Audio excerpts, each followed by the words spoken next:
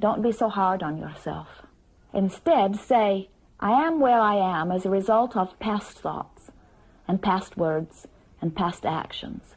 But right now I stand in a new place, and now I am thinking and speaking and doing different things, which will bring about a different future.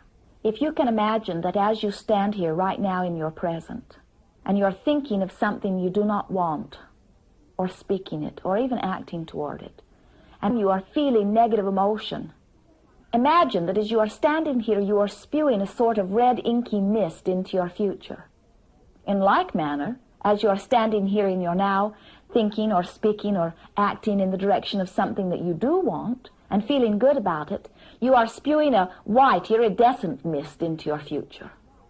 The distance that it goes into your future has to do with the intensity of the emotion that you are feeling as you are spewing it. And so we say to you, even if you are spewing a vast amount of red, inky mist into your future, if you don't spew it again tomorrow and the next day, eventually you will have walked through enough time and space that you will be out of the red zone, so to speak. But if you do not understand how important it is that you feel good in your now and not bad, then you're probably spewing red ink into your future every day. And that is why things do not change much. That's why things pretty much stay as they are, because you keep thinking and speaking and doing pretty much the same thing. The reason we've offered this analogy is because we are wanting you to stop being so hard upon yourself. Stop saying, I can't. Stop saying, I'm a failure. Stop looking at what is with dislike. Instead, look at what is and say, this is where I am as a result of past thought and word and action. But now I understand things differently. And now I will consciously, deliberately set forth that white iridescent mist, while I will be more careful not to spew forth so much red. Most physical beings do not understand how they are getting what they are getting.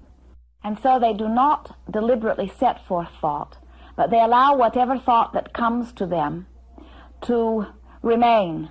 And by law of attraction, those thoughts grow larger and larger and more powerful. As physical beings, you are much more than you see here in those physical bodies. Most of you do not understand that.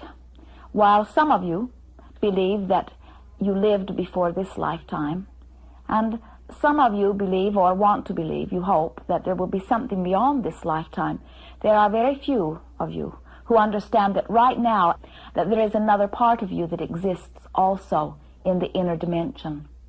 We call that part of you your inner being. Your inner being communicates with you even now, even though you do not know that it does.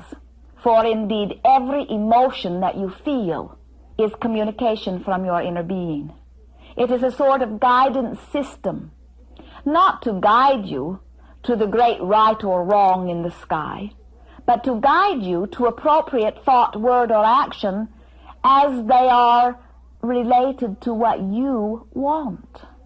If you do not take the time to identify what you want, then your inner being has nothing to factor in, and your guidance is not as appropriate. But when you are making conscious decisions about what you want, then your inner being, through emotion, can guide you as to the appropriateness of your thought, word, or action in the moment. As you feel emotion, it comes forth of whatever it is you are doing, whatever it is you are thinking about doing. Your emotion responds to your thought. And so as you are thinking about doing something and feeling negative emotion, your inner being is saying to you, that which you are thinking about doing is not in harmony with what you say you want. When you understand this guidance system, and when you understand that you are the creator of your experience, and that you are attracting what you think and speak about, even those things you do not want, if you're thinking about them and feeling emotion about them, you are attracting them into your experience. Then you can begin to be the deliberate creator of your experience. Upon this subject of addiction, it is our absolute knowing that you did not get here by miscreating. You got here because you wanted Sometimes what you wanted was to be disassociated from the reality that is. You wanted an escape, or you wanted to feel happier, but it was out of your wanting, in most cases, that you acted in the direction of this addiction. And so now you say, but wait, is there not contradiction here? I wanted that drink, and look what it has led to. And we say, it is our absolute knowing that at some point along the way, there was not positive emotion associated with that action, but negative emotion. And had you known then what you know now, you could have used that guidance to say this is inappropriate action. It matters not how you got where you are. Spend no time looking back. Spend no time trying to justify or trying to blame yourself or blame another. There is no value in that. Instead, evaluate where you are and see how it fits with what you are wanting. And once you have decided what it is that you want, hold your thoughts there. And it is our absolute promise to you that as you focus upon what it is that you want, you will be led to the appropriate action that will take you to where you want to be. And it is also our anticipation that it will be action in joy, not action in pain. As we observe some of the treatment that is offered to those who are considered to be addicted, we see that it is not effective for a number of different reasons. Sometimes it is because the one who is addicted does not want change, and so we say no change is in order. Sometimes it is ineffective because those who are wanting to assist encourage you to think about how you got there. They encourage you to talk about all of the trouble related to it. And we say, you are getting what you're thinking about, and so as you are focusing upon anything, you are attracting it to you. Spend no time thinking about what is that is not wanted, and spend as much time as you can find thinking about what is wanted. We cannot state it more simply, and there is not more valuable word that we can offer to you. We would say that a tendency is something that you usually do, and the habit is something that you almost always do. A compulsion is that which you always do.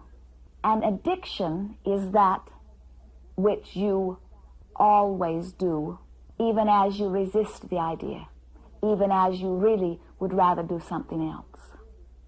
We use your words in the way that most of you use them. And so we would say that addiction is ordinarily offered when speaking of something that you are doing that you no longer want to do. You find yourself doing it out of habit. Your habits of thought and your habits of word and your habits of action lead you to all sorts of things that you do not want. But because you have not understood how you're getting what you're getting, you have not been able to make the association. There are those who are addicted to beating up on themselves. There are those who are addicted to poverty. There are those who are addicted to illness, for they have gone past the tendency, past the habit, past the compulsion, until they cannot stop themselves, or seemingly cannot stop themselves from thinking and speaking about what they do not want. If you have some sort of addiction or habit or tendency that no longer pleases you, rather than feeling weak and defeated, recognize that you may release it as easily as you accepted it. The only reason an addiction seems or feels difficult to release is because you have been spewing that red mist for a very long time. It is not possible to stop thinking about something.